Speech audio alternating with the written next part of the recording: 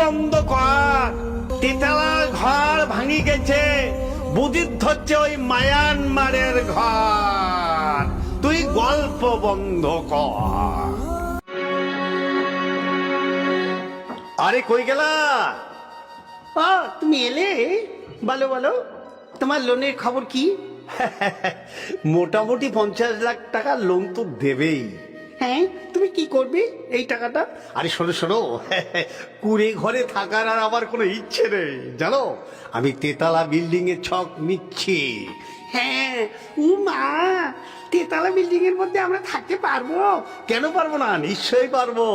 আমি বাবাকে বলবো না, তুমি বলবে যে বাবা, তোমার ছেলে তেতলা বিল্ডিং কোচবিহারের বুকে করবে। বাবারা এই কথা শোনার সঙ্গে সঙ্গে খুশি হবে। হ্যাঁ, আর কথা কি শোনো, আমি কিন্তু বাবাকে বলবো না, বাবাকে বলবো না, তুমি বলবে। ঠিক আছে, তুমি যাও, আমি বাবাকে ডাকছি।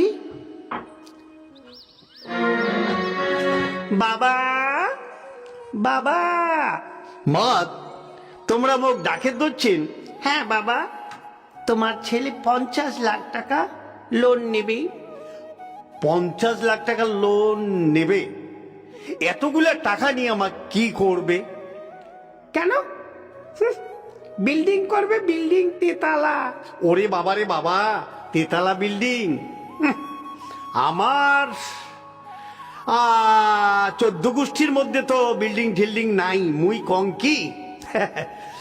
ওই আমরা তো মাটির মানুষ, মাটিরে খায়া দেয়া শাক সবজি যত কিছু মাটিতে আমরা উৎপত্তি করি, আর মাটির জিনিস খায়া দেয়া বাঁচিয়া আছি। আর মাটি মাও মাটি ছাড়িয়ে আলা ওই ওই ওই পকিগুলার মতন ওই গছের আগালো থাকবো, ইলা হবে না। না বাবা, না, যেটা মনে মনে আশা করেছে সেটা করুক। না না না না না না, এটা ঠিক হয় না মাও, এটা ঠিক হয় না। আমার 14 গোষ্ঠী গেছে, মাটির উপরে বিছনা পাড়িয়া তারই উপরে আমরা থাকি। কিসের উমের তেতলা বিল্ডিং গড়ায়? একবার দেখেন নাই, 1 বছরে 31 দিন ভূমিকম্প হয়েছে।